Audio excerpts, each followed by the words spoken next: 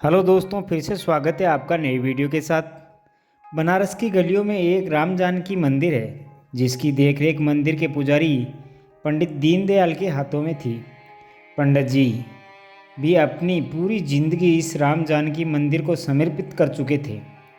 संपत्ति के नाम पर उनके पास एक छोटा सा मकान और परिवार, उनकी पत्नी कमला और विवाह योग्य बेटी पूजा। मंदिर में जो भी दान आता वही पंडित जी और उनके परिवार के गुजारे का साधन था।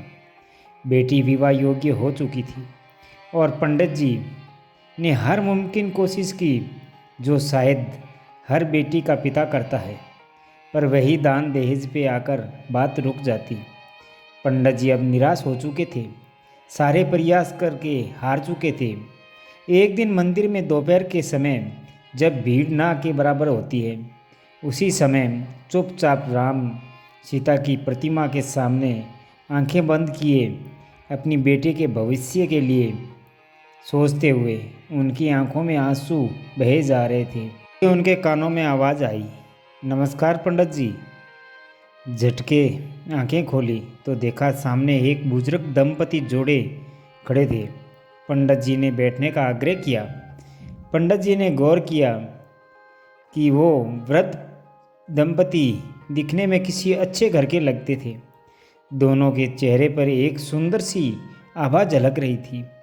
पंडित जी, आपसे एक ज़रूरी बात करनी है। वृद्ध पुरुष की आवाज़ सुनकर पंडित जी की तंत्र छूटी। हाँ हाँ, कहिए श्रीमान, पंडित जी ने कहा। उसी वृद्ध आदमी ने कहा, पंडित जी, मेरा नाम विशंबर नाथ है। हम गुजरात से काशी दर्शन को आए हैं। हम निसंतान हैं। वह हर जगह मन्नत मांगी, पर हमारे भाग्य में पुत्र पुत्री का सुख नहीं है, जैसे लिखा ही नहीं था। बहुत साल से हमने एक मन्नत मांगी हुई है, एक गरीब कन्या का विवाह करवाना है, कन्यादान करना है। हम दोनों को तभी इस जीवन को कोई सार्थक पड़ाव मिलेगा। वृद्ध दंपति की बातों को सुनकर पंडित जी मन ही मन इतना खुश हुए जा रहे थे कि जैसे स्वयं भगवान ने उनकी इच्छा पूरी करने की कोशिश की हो।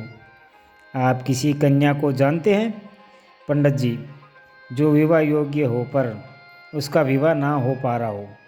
हम हर तरह से दान दहेज देंगे उसके लिए, और एक सुयोग वर भी है, वृद्ध महिला ने कहा। पंडित जी ने बिना एक पल गवाए अपनी बेटी के बारे में सब विस्तार से बता दिया। वृद्ध दंपति बहुत खुश हुए, बोले, आज से आपकी बेटी हमारी है। बस अब आपको उसकी चिंता करने की कोई ज़रूरत नहीं है।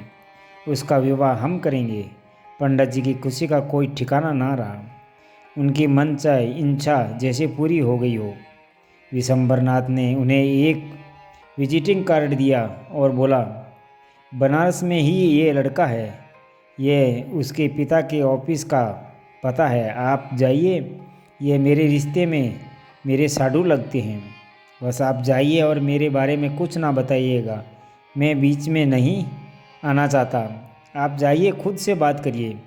पंडित जी घबराए और बोले, मैं कैसे बात करूँगा? ना जान ना पहचान, कहीं उन्होंने मना कर दिया इस रिश्ते के लिए तो? वृद्ध दंपति ने मुस्कुराते हुए आश्वासन दिया कि आप जाइए तो सही। लड़के के पिता का स्वभाव बहुत अच्छा है, वो आपको मना नहीं करेंगे। इतना कहकर वृद्ध दंपति ने उनको अपना मोबाइल नंबर दिया और चले गए। पंडित जी ने बिना समय गंवाए लड़के के पिता के ऑफिस का रुख किया, मानो जैसे कोई चमत्कार सा हो गया हो। ऑफिस में लड़के के पिता से मिलने के बाद लड़के के पिता की हाँ कर दी। तुरंत शादी की डेट फाइनल हो गई।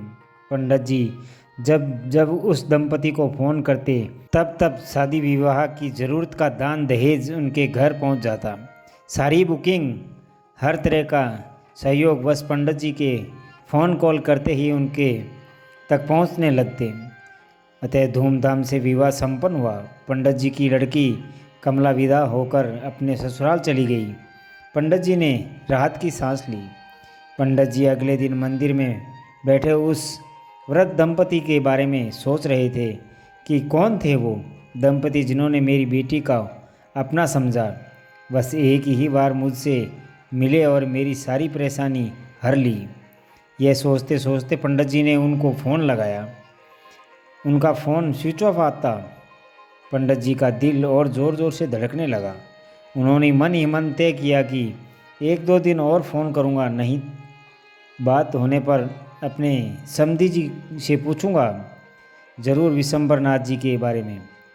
अतएं लगातार 3 दिन फ़ोन करने के बाद भी विशंबरनाथ जी का फ़ोन नहीं लगा, तो उन्होंने तुरंत अपने समधी जी को फ़ोन मिलाया और फ़ोन पर बात करने के बाद पंडित जी की आंखें झरझर आंसू बहने लगे। पंडित जी के समधी जी का दूर दूर तक विशंबरनाथ नाम का कोई सगा संबंधी ना ही कोई मित्र था। पंडित जी आंखों में आंसू लिए मंदिर में प्रभु श्री राम के सामने हाथ जोड़कर खड़े हो गए और रोते हुए बोले, मुझे अब पता चला प्रभु, वो विशंबरनाथ और कोई नहीं, आप ही थे जो व्रत जानकी माता थी। आपसे मेरा और मेरी बेटी का कष्ट देखा नहीं गया। दुनिया इस बात को माने या ना माने, पर आप ही आकर मुझे से बात करके मेरे दुख को हरे प्रभु। राम जानकी की प्रतिमा जैसे मुस्कुराते हुए अपने भक्त पंडित जी को देख रही हो। तो दोस्तों, ये कहानी आपको कैसी लगी हमें कमेंट बॉक्स में ज़रूर बताएं और अगली कहानी तक आप अपना ख्याल रखना, मुस्कुराते रहना। धन्यवाद।